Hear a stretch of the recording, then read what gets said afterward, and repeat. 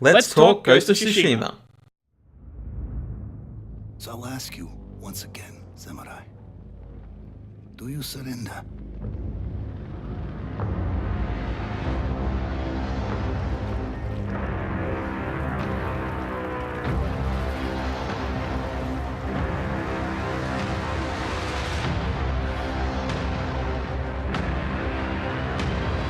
So at Paris Games Week, Sony's event, they started or opened up with the brand new IP AAA developer Ghost of Tsushima, and it is an interesting / very new take because there isn't many Japanese inspired or focused games that aren't done by a Japanese studio. So Yeah, already, because this is Sucker Punch, who aren't Japanese.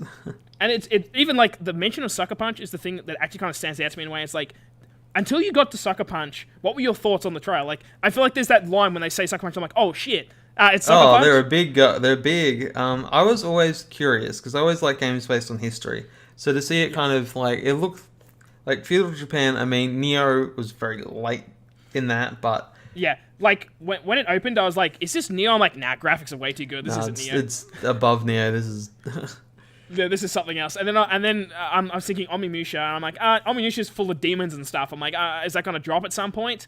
And then never came. Like, it was just focused on people. This is something new, and then I didn't even think. I'm like, okay, that's cool, new IP. And then Sucker Punch, I'm like, oh shit, it's a AAA developed Sony game, which means one, it's exclusive. It's exclusive. Oh, yeah, it's exclusive. Which is already a big deal. And two, it's got bank. It's got a big developer behind it.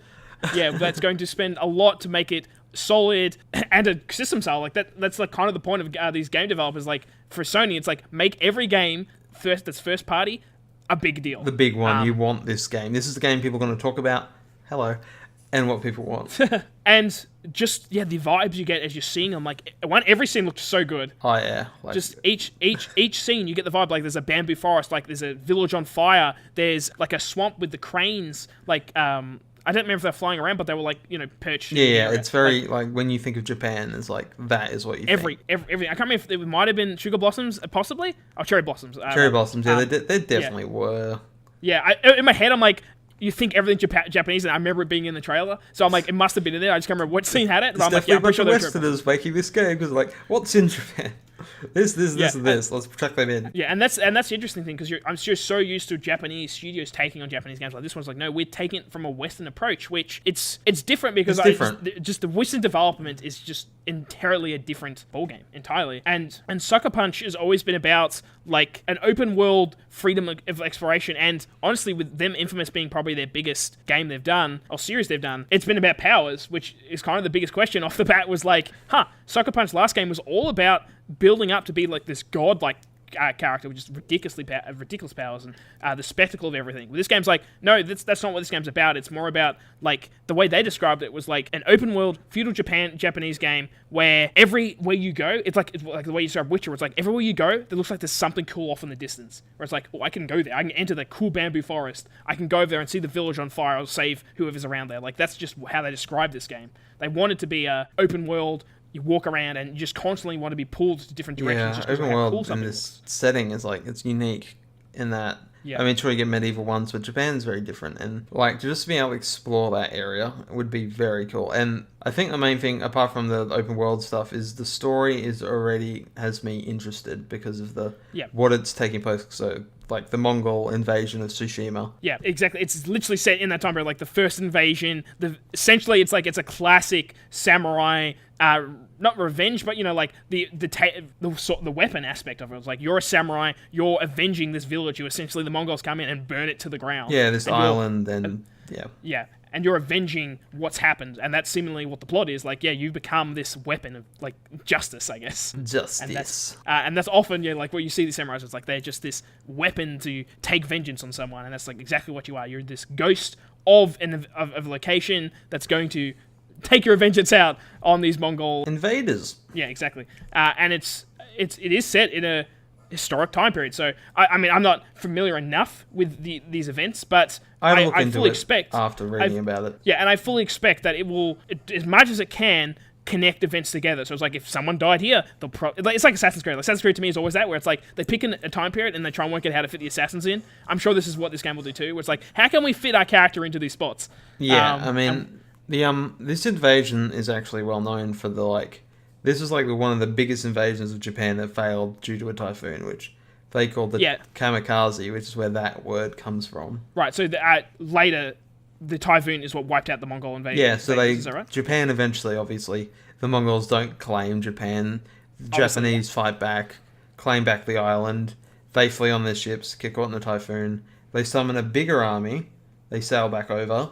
Japan wipes the floor with them. Then they flee again. And then, one ships don't even make it because they're hit with the typhoon.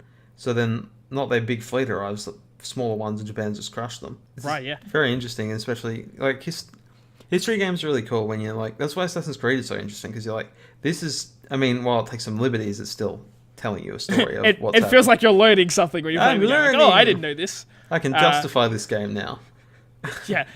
And I fully expect this game will be very violent. It's like you don't bring out a katana and go, oh, he's not going to cut anyone. It's just constantly just stab everyone. It's like, no, I expect it'll be full on like decapitation, severing limbs, all that kind of crazy stuff. Because that was one thing where most of it's like up to speculation at this point. Because I think with the exception of the end scene, none of it was gameplay. Like it might have been in-game engine. In the stuff. engine, but that doesn't show you anything. Exactly, where the end bit's the only time where essentially he like runs up, throws a smoke bomb on a horse, and then jumps up and like stabs the guy as he like kind of brings them down.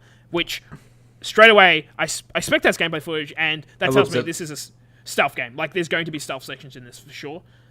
Which once again makes sense when you suddenly jump from being a super overpowered character who's basically like doesn't have to care about anything but just like destroying everyone to suddenly. You're a human. You're killed by everyone. Yeah, you could die easily, and it's just because I don't think there's any supernatural aspect to this game. Like I don't think it's like Shadow of War or something. Where it's like you're an undead wraith who's been brought back to life. Like they could drop that later, like, oh yeah, you can die and come back multiple times. But I think no, you're just a samurai. What's left of this location, and you're trying to avenge. Yeah, because the intro showed off a whole bunch of samurai riding in, and as the thing is narrated, it's like it shows him in fire, so obviously his soldiers with him all die. He kind of survives. It's like he's the one person left to defend this island. Yeah, it's exactly. It's like the ashes of the village has been like becomes his armor. It's kind of like the idea of like his strength is from the people that he's lost, kind of thing. Yeah. So like this game, they didn't really show anything. This is a while off. Like I don't know. 2018. Personally. Probably not 2018, it's probably 2019, but I would not be surprised if we see more of it at PSX in a month. Yeah, I mean, they could, but I think it depends on what else they have to show, because this seemed like, it's here. It's like Last of Us, where they just showed it once, but that was at PSX.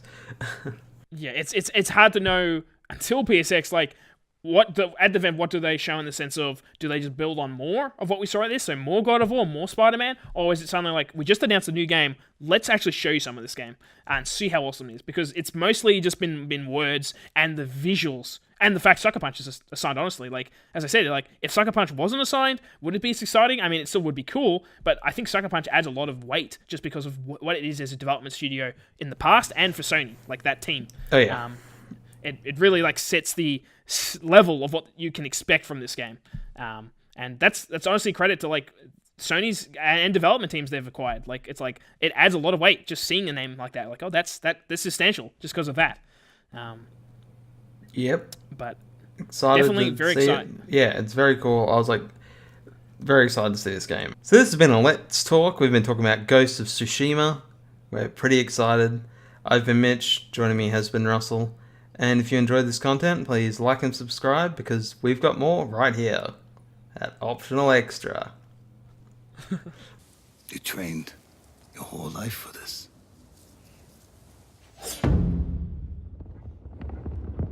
And you have won battles that lesser men have called unwinnable, yes?